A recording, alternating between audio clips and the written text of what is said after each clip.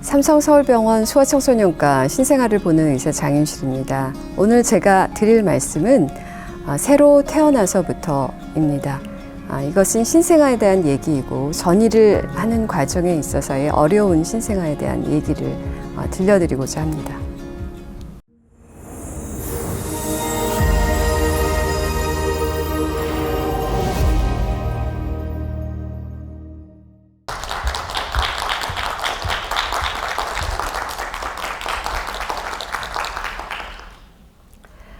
안녕하세요. 저는 삼성서울병원 소아청소년과에서 근무하고 있는 신생아를 보는 의사입니다. 제가 오늘 여러분들에게 얘기하고 싶은 주제는 새로 태어나서부터, 즉 신생아에 관한 여러 가지 이야기들입니다. 아마 인생에서 새로 태어나는 느끼는 순간은 여러 번 있을 수가 있을 겁니다. 그러나 실제로 물리적으로 태어나서 시작하는 신생아 시기는 일생에 단 한 번뿐입니다. 혹시 여기 계신 여러분들 중 자기의 신생아 시절을 기억하시는 분은 아마 없으실 것 같습니다. 신생아란 새로 태어나서 보통 한 달까지의 기간을 말하는데 아마도 가족 사진첩에 있는 자신의 신생아 사진으로서 그 시기를 추억하게 될 겁니다. 무심히 또는 유심히 보았을 그 신생아 시기에 여러분들은 새로 태어나서부터 전이라는 과정을 거치고 있는 중이었을 것입니다. 태아는 탄생과 더불어 신생아가 됩니다. 물리적으로 동일한 이 두 개체는 엄마에게 전적으로 의존했던 존재에서 스스로 숨을 쉬고 생명을 유지하는 독립적인 개체가 되는 과정을 통해서 구분되고 달라집니다. 이러한 과정을 우리는 전이, 영어로는 트랜지션이라고 부릅니다. 이런 전이 과정이 어떤 이유로든지 순조롭지 못한다면 생존에 큰 어려움을 겪게 되고 이는 태어나서부터 곧바로 신생아 집중치료를 받게 되게 됩니다. 신생아가 전이를 해나가는 과정에 있다면 부모 또한 자신도 모르는 사이에 변화 과정을 겪게 됨을 저는 많이 목격해 왔습니다. 특히 첫 아기의 부모님들은 신생아가 새로 태어나서부터는 주로 자기 자신을 중심으로 돌아가던 이 세상이 그 무게중심이 이동하고 따라서 삶의 패턴이 완전히 바뀌는 그런 경험들을 하는 것을 많이 목격하였습니다. 이처럼 새로 태어나서부터 신생아는 자신과 그리고 가족의 변화를 이끄는 동시에 한 사회와 국가의 새로운 미래의 구성원이 되기도 합니다. 우리나라는 세계에서 가장 출산율이 낮은 초저출산 국가입니다. 2020년 한 해에 태어난 신생아 수는 26만 명으로 1970년대 약 100만 명이 태어났던 것에 비해 50여 년 만에 약 4분의 1 수준으로 줄어들었습니다. 국가 원동력에 빨간불이 켜진 거죠. 이에 비해서 한번 보시면 중국의 경우에는 서울의 인구와 맞먹는 약 1000만 명의 신생아가 매년 새로 태어나고 있고 또한 인도에서는 우리나라 수도권 인구에 맞먹는 약 2500만 명의 신생아가 매해 태어나고 있습니다. 또 한편으로 국가의 주요 보건 지표로 하나로 제시되는 영아 사망률이라는 것이 있습니다. 근데 이것이 신생아와 밀접한 영향이 있습니다. 그 이유는 한 해에 태어나는 신생아 1000명당 그 해에 사망한 1세 미만의 영아의 수로 계산되기 때문입니다. 보통 영아 사망의 절반은 신생아 시기에 일어나고 신생아 사망의 절반 이상이 일찍 태어나는 미숙아들에서 발생됩니다.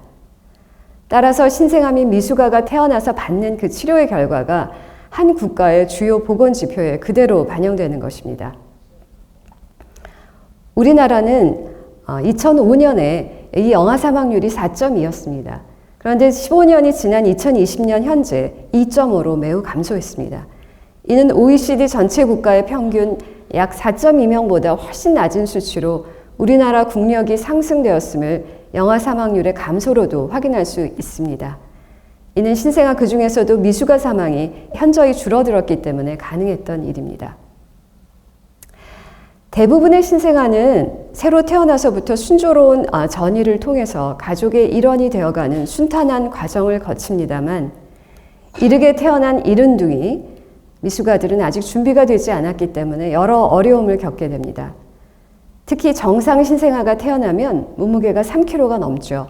그런데 이의 절반에도 못 미치는 1.5kg 미만인 미숙아들은 보통 성인 남성 평균 몸무게 75kg에 50분의 1밖에 안 되는 작은 몸무게로 그 전이의 어려운 시간들을 이겨내야 합니다.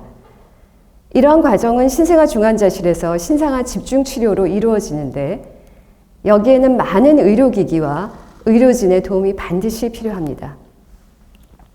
엄마의 뱃속과도 같이 온도와 습도를 일정하게 유지하고 보호해주는 인큐베이터, 호흡을 도와주는 기계 환기기, 그리고 24시간 혈압과 산소 포화도를 측정하는 모니터 기계, 그리고 영양 공급을 위해서 주사로 주입되는 영양제, 기타 약제를 이처럼 작은 아기의 작은 몸에 천천히 계산해서 정확히 주입할 수 있는 주사 주입기 등 이들의 치료에는 필수적인 의료기기들이 필요합니다.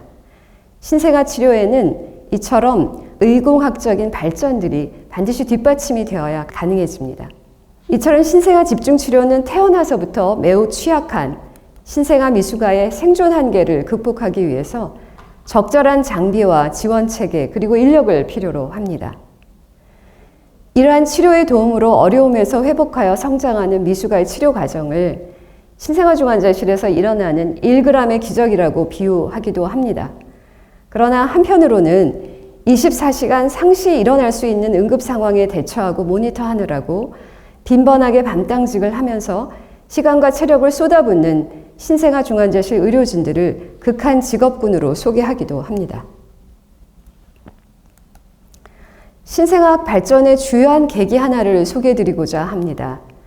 1963년 8월 7일, 지금으로부터 약 60여 년 전에 당시 미국의 대통령이던 존 F 케네디와 영부인 제클린 케네디 사이에서 이들의 세 번째 아기이자 둘째 아들인 패트릭 부비어 케네디가 새로 태어납니다. 이 신생아의 임신 나이는 34주, 정상 10개월을 다 채우지 못하고 한 달 빨리, 그리고 몸무게는 약 2kg 정도, 정상 출생 체중의 약 3분의 2밖에 안 되는 작은 아기로 태어났습니다. 아기는 태어나자마자 곧바로 인큐베이터에 들어가서 치료를 시작했습니다. 하지만 점차 숨쉬기가 힘들어지면서 산소 공급이 안 되고 온몸이 파랗게 되었습니다. 당시 의료진들은 원인도 모르는 또 치료법도 없었던 이 호흡곤란증을 치료하고자 고육지책 끝에 아기를 고압 산소통에 넣는 결정을 하게 됩니다. 고압 산소통이라면 그 안에 들어가면 눈이 멀 수도 있는 부작용이 있음에도 어쩌면 모자라는 산소를 조금이라도 더 주기 위한 마지막 비책이었던 것 같습니다. 그러나 아기는 여러 가지 노력에도 불구하고 하루가 갓 지난 39시간 만에 사망하게 됩니다. 당시 언론들은 아기가 하이알린 멤브레인 디지즈, 유리질막병이라는 이유도 모르는, 그래서 치료법도 없는 호흡기 질환으로 사망했다고 대대적으로 보도하였습니다. 이 사진의 왼쪽은 원숭이의 정상 폐 조직입니다. 전자현미경의 하나인 스캐닝 일렉트로 마이크로스코프로 찍은 사진입니다. 마치 벌집과도 같죠. 셀 수도 없는 작은 세포가 수도 없이 열려 있습니다. 그렇지만 옆에 있는 오른쪽의 폐는 하이알린 멤브레인 디지즈가 유도된 원숭이의 폐입니다. 폐포의 사이즈가 매우 크고 그 사이에 두꺼운 막이 잔뜩 껴있는 것처럼 보입니다. 그래서 그 당시에는 이 병이 미숙아가 나면 폐에 유리질막이 생기고 그래서 하이알린 멤브레인 디지즈 유리질막병이라고 불렀던 것입니다. 그러나 이 질환의 원인은 폐에 유리질막이 침착되어 생기는 것이 아니었습니다. 이것은 작은 폐포를 열려있게 하기 위해서 폐포 내 표면 장력을 낮추는 물질이 필요한데 이것이 모자라 생기는 병이라는 것을 메리 에버리 교수가 이 일이 있기 4년 전에 이미 논문을 통해 밝힌 바가 있었던 것입니다. 이 물질은 비누와 같은 폐 계면 활성제인 설펙턴트이고 이러한 설펙턴트의 부족으로 생기는 질병이었지만 그 당시 학계에서는 아직도 이 사실이 사실로 받아들여지지 않았던 상황이었던 것입니다. 그러나 이 비극적인 사건 이후에 신생아학의 발전에 정말 큰 방아쇠가 당겨지게 되었습니다. 설펙턴트의 성분을 분석해서 합성하거나 동물의 폐에서 추출하는 방식으로 치료제를 만드는 연구가 시작되었습니다. 그리고 여기 두 번째 보이시는 일본 의학자인 푸지무라 교수는 1980년에 소의 폐에서 추출한 설펙턴트를 처음으로 유리질막병을 앓는 미숙아들의 폐에 기도내로 직접 투여해서 17년 전 패트릭 케네디 베이비가 겪었던 것과 같은 호흡곤란과 청색증을 드라마틱하게 호전시킬 수 있음을 처음으로 보고하게 됩니다. 이후 유럽과 미국의 여러 의학자들이 앞다투어서 새로운 서펙턴트 제제를 만들게 됨으로써 이후 수많은 미숙아들의 생명을 안전하게 건질 수 있게 되었습니다. 패트릭보다도 훨씬 더 작고 훨씬 더 어린 미숙아들이 생존이 가능하게 된 것입니다. 제가 전공의를 하던 2000년대 초반은 한국에 이러한 서펙턴트 제제가 막 도입되어 사용되기 시작하던 해였습니다. 새로운 약제에 의해서 1, 2년 전까지만 해도 태어나면 그 전이의 힘든 다리를 건너지 못하던 미숙아들이 생존하기 시작하면서 이렇게 힘든 전이의 과정을 이겨내는 신생아들에게 마음이 끌려서 저는 신생아학 펠로우를 시작하게 되었습니다. 같은 중환자실이라도 성인의 중환자실 치료에 비해서 신생아 중환자실의 치료의 성공률이 훨씬 더 높습니다. 이는 치료 방법만으로는 설명되지 않는 신생아들의 생명력과 회복력 때문일 것으로 생각이 됩니다. 서펙턴트의 도입으로 작은 미숙아들의 생존이 가능하게 되었지만 저를 비롯한 신생아 의료진들에게 남은 숙제는 더 작고 더 어리게 태어나는 아기들의 생존 한계를 극복하는 일이었습니다. 더 작고 더 어리게 태어나는 이러한 미숙아들이 생존하게 되면 그 노하우를 통해서 그보다는 약간은 더 크게 태어나는 아기들의 심각한 후유증 없이 안전하게 생존하게 되는 그러한 선순환이 된다는 것이 과학적으로 증명되었기 때문입니다. 1999년도 저는 하와이로 가는 비행기에서 매트릭스라는 영화를 보았습니다. 혹시 여러분도 보셨는지 모르겠습니다. 이 영화는 매우 신선하고 그 새로운 플롯으로 보는 내내 빠져들었습니다. 하지만 거기에서 나오는 여러 가지 팬시하고 새로운 장면 중에서 제가 가장 마음에 끌렸던 부분은 인공자궁이 나오는 그 부분이었습니다.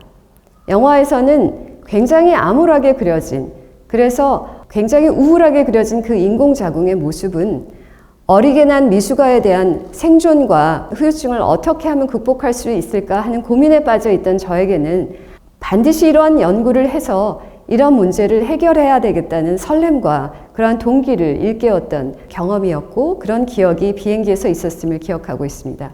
지금까지 저희 팀이 생존시킨 어린 미숙아 중에 임신 기간이 5달을 간 넘은 21주 5일의 초미숙아가 있습니다. 그 당시 세계에서도 가장 어리게 태어나 후유증 없이 생존한 예로 학계에 보고가 되기도 하였습니다. 이러한 초미숙아를 생존시키기 위해서는 그 아기가 전이의 과정을 순조롭게 이룰 수 있도록 신생아 중환자실 팀 전체가 사실은 살얼음판을 걸으면서 세심하게 노력하는 여러 가지 팀 문화가 이루어져야 가능한 일입니다.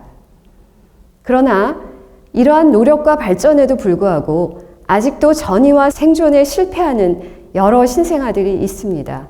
그리고 성숙되지 않은 장기들의 심각한 후유증이 남는 경우도 있습니다. 일찍이 태어나는 아기들은 폐가 매우 미성숙합니다.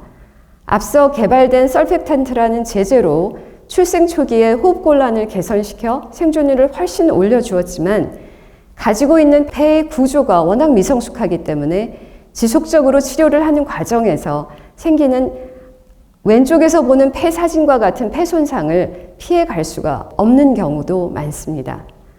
또한 일찍 나왔기 때문에 준비가 되어 있지 않는 뇌는 아직도 성숙되지 않은 상태에서 많은 어려움을 겪게 되면서 생후 초기에 오른쪽 사진에서 보는 것 같이 심한 뇌출혈이 일어나는 초기 손상을 입을 수도 있고 이러한 것은 후유증이 평생 지속될 수도 있습니다.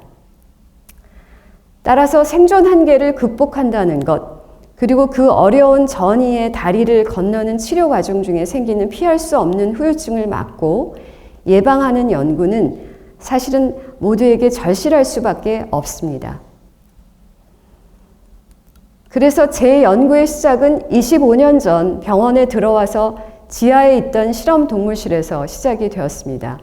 그 당시 어수선하던 세팅이 막 시작이 되던 지하 동물 실험실에서 저는 신생아의 폐 손상 그리고 뇌 손상이 어떻게 일어나는지를 보고 알기 위해서 실험 동물실에 야전 침대를 갖다 놓고 낮에는 진료를 하고 밤에는 실험 동물 곁을 지키면서 실험을 진행하였습니다. 이런 과정에서 2000년대 초 많은 치료 물질을 분비하고 그리고 재생하는 줄기세포 연구를 우연히 시작하게 되었습니다. 줄기세포란 하나의 치료제 후보군으로서 아직 분화되지 않고 손상된 세포와 조직을 재생할 수 있고 여러 인자를 분비할 수 있는 포텐셜을 갖고 있는 중요한 치료 물질이라고 생각하였습니다. 이후 오랜 기간 동안에 신생아의 폐 손상 그리고 뇌 손상의 실험동물 모델을 직접 만들고 신생아 제대열이나 그리고 탯줄에서 유래된 줄기세포의 치료 효과와 안전성에 대한 연구를 진행하였습니다. 여러 국가 과제들과 그리고 병원의 지원을 받으면서 마침내 신생아 뇌손상, 폐손상 여러 환자들에서 세계에서는 처음으로 줄기세포 임상시험을 시작할 수 있게 되었습니다. 그리고 현재 이 분야의 연구는 지속되고 있는 현재형입니다. 효과적인 치료제 개발을 위해서 앞으로도 많은 노력이 필요한 상황입니다. 신생아, 미숙아, 그리고 희귀 난치라는 분야가 갖는 어려움에도 많은 분들의 도움과 지원들로서 가능한 일이라고 생각합니다. 그리고 한편으로는 2013년 질병청의 지원으로 전국의 신생아 의사 선생님들과 협력해서 우리나라에서 태어나는 1.5kg 미만의 극소미숙아들에 대한 전국 레지스트리를 시작하였습니다. 그때까지 우리나라에서 태어나는 이러한 작은 미숙아들의 데이터와 현황을 알 수 있는 방법은 전무하였고 각자 병원에서 나는 환자들에 대한 데이터만 확보할 수 있었기 때문입니다. 따라서 이러한 연구를 체계적으로 할 수 있는 방법이 없는 것에 대한 갈망이 있었고 그래서 시작하게 되었습니다.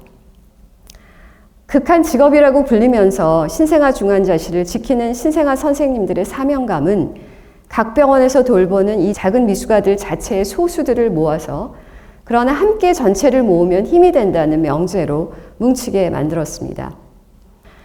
이 세상에 새로 태어나서부터 신생아들은 자기 자신뿐만 아니라 가족과 사회와 그리고 국가와 세상을 변화시킵니다. 태어나서부터 힘든 전이의 다리를 만나고 건너는 아기들은 한없이 약해서 곧 추락할 것만 같지만 조금만 도와주고 지지해주면 강한 생명력을 가지고 이겨냅니다. 그러한 모습을 저는 매일 보고 있고 저에게는 매일매일 큰 힘을 주고 있습니다.